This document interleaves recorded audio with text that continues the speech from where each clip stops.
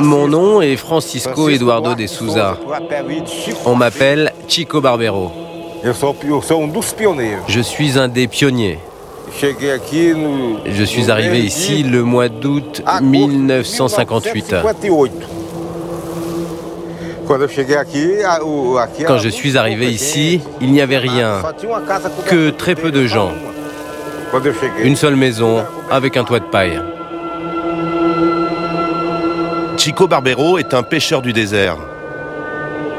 Il lance son épervier pour capturer des poissons tombés du ciel. Dans le lagon, certains disent que les poissons tombent avec la pluie. D'autres disent que non. Mais ce qui est sûr, c'est qu'il y a des œufs sous terre et quand le lagon se forme, les poissons naissent.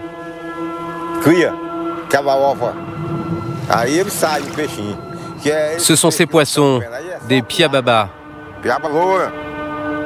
On fait un plat traditionnel à la banane.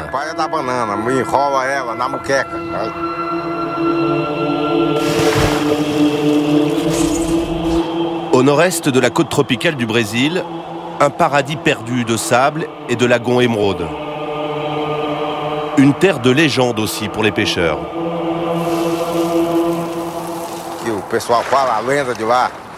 Les gens disent qu'il y a une légende. Si les navigateurs trouvent quelque chose sur la côte, ils doivent le laisser sur place. Sinon, selon cette légende, ils n'arriveront jamais à s'en aller. Leurs bateaux ne pourront plus repartir.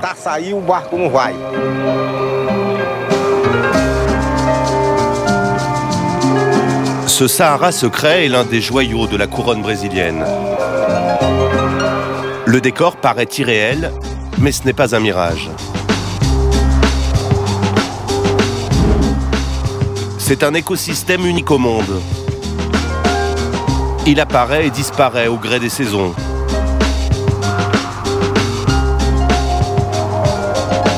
À perte de vue, une côte sauvage de sable blanc. Des centaines de kilomètres de plages vierges, parmi les plus belles du monde. Des hommes vivent aussi au cœur de cette nature. Un village que l'on peut atteindre grâce aux barques des pêcheurs. On appelle cet endroit Jericoacoara, Jeri pour les intimes. Et voici ce qu'est devenu le village de Chico Barbero. L'ancien petit port du pêcheur est aujourd'hui une ville de 10 000 habitants. Une petite ville, très tendance. L'électricité n'est arrivée qu'il y a 15 ans. Depuis, la région s'est ouverte au tourisme. Jericoacoara compte aujourd'hui pas moins de 200 hôtels. Plusieurs communautés cohabitent dans cet amphithéâtre de sable blanc. Il y a les touristes venus du monde entier. Il y a ceux d'ici, comme Nacelo,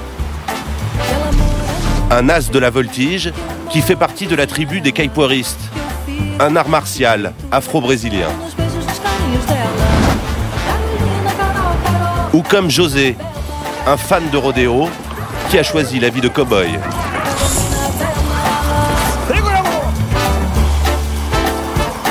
Et puis il y a ceux d'ailleurs, comme Mélanie, qui a monté ici une école de samba.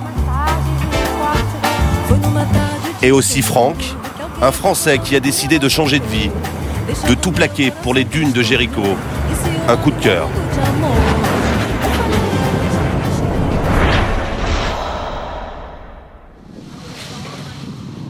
Sur une dizaine de rues de sable, des petites maisons colorées où vivent ceux qui sont nés ici, comme José. Chaque matin, il part pour l'aventure. Ciao, ciao. Avec ses deux assistants de choc, Fabrizio et Juan. Mon nom, José Gervado da Silva. J'ai 25 ans et je suis né à Jericoacoara. Je suis né et j'ai grandi ici. Je mesure 1,65 m. Première halte au ranch pour s'équiper avant d'aller chercher un troupeau en liberté dans le désert. Cela fait 18 ans que je travaille avec les chevaux. Je fais des balades avec les touristes. Toute ma vie, je l'ai passée avec les animaux. Cela fait partie de moi. Moi, je préfère les chevaux. La pêche, cela n'a jamais été mon truc. Je préfère le cheval, je n'aime pas trop la mer. Mon père était pêcheur. Quand j'allais en mer avec lui en bateau sur la jangada et que je me faisais balancer par les vagues, j'ai compris que cela n'était pas pour moi. Je préfère la terre ferme. José et ses deux cow-boys vont jouer les gauchos pour récupérer le troupeau. Mais avant, un grand bol d'air. Une équipée sauvage à la meilleure heure, au petit matin quand la plage est déserte. Une monte à la nordestino, accrue et au galop. Un Far West latino, avec pour seul horizon une mer de dunes à l'infini. Cernée par le sable, des oasis de verdure. Un rêve pour les chevaux. Attention au galop dans les lagons. T'as failli tomber.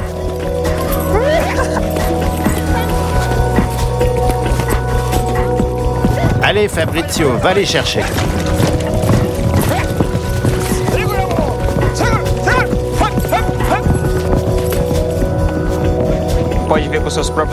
Tu peux voir de tes propres yeux. Les dunes, les lagons, la mer, c'est très beau. Les plantes aussi, car il y a beaucoup de végétation à Jericoacoara. Mais le plus important, ce sont les locaux. Les gens sont très sympas et ils savent bien recevoir les étrangers. Les chevaux rassemblés, c'est l'heure de se faire une beauté pour emmener les gringos en balade.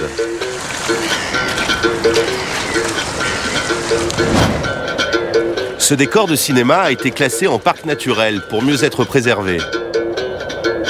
Un lieu authentique où les coutumes font de la résistance. Au lever du soleil, Nacelo et ses camarades ouvrent le bal de Jéricho.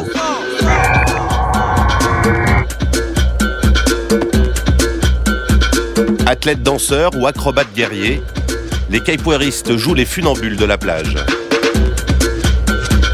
Dans la troupe, il y a Mélanie, une Brésilienne, revenue du Grand Nord avec l'accent québécois. Son retour aux racines, elle a choisi de le vivre ici, à Jéricho. Le groupe s'appelle Tribu Jerry. C'est un groupe de capoeira local. Et puis ça fait environ, je dirais, plus de 10 ans qu'ils sont formés. Ça fait partie d'eux, c'est partie de nous. Ceux qui jouent pas jouent des instruments et tout. Alors c'est vraiment un mode de vie. C'est l'énergie la plus pure qu'on peut en retirer de notre journée, ouais. Vraiment, on se rencontre le matin et tout, ouais. Puis tout le monde se retrouve à la plage. Au son des percussions et du berimbau, les lutteurs forment ce que l'on appelle la roda, un cercle à l'intérieur duquel ils se défient. Commence alors le ballet des capoeiristes. Des mouvements rythmés par les histoires que chante le chef du groupe. Comme Nacelo, ces voltigeurs sont tombés dans la caipora dès leur plus jeune âge. Et inlassablement, ils enchaînent les figures. Quand on travaille avec une chose que l'on aime, il n'y a pas d'horaire. La capoeira, c'est à n'importe quelle heure. Les premiers cours de cet art martial se sont faits ici, en haut des dunes. Née dans cette région du Brésil, cette danse des esclaves fut longtemps interdite.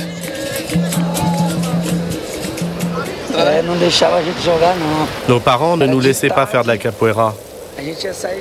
Ma mère me disait « Mais qu'est-ce que tu fais? Tu n'as pas peur? Reviens !» Il fallait qu'on sorte en cachette. Il disait que c'est un sport de voyous.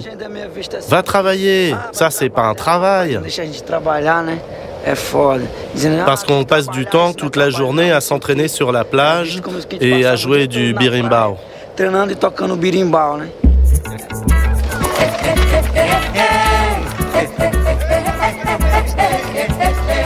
Après le tour de piste de Nacelo et sa tribu, la plage se réveille doucement. À commencer par les campeurs échoués sur le front de mer et réveillés au son du berimbau.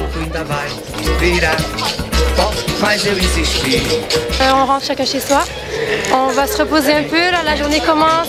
Le travail pour certains, les cours pour d'autres, les activités. Alors voilà. Alors on retourne, oui. Et là on est où là? On est là sur la rue principale, à Jéricoacoara. Et voilà, alors les commerces commencent à ouvrir tranquillement. Voilà, la vie se réveille. Notre journée à Jéricoacoara. La tribu se sépare pour mieux se retrouver quelques heures plus tard.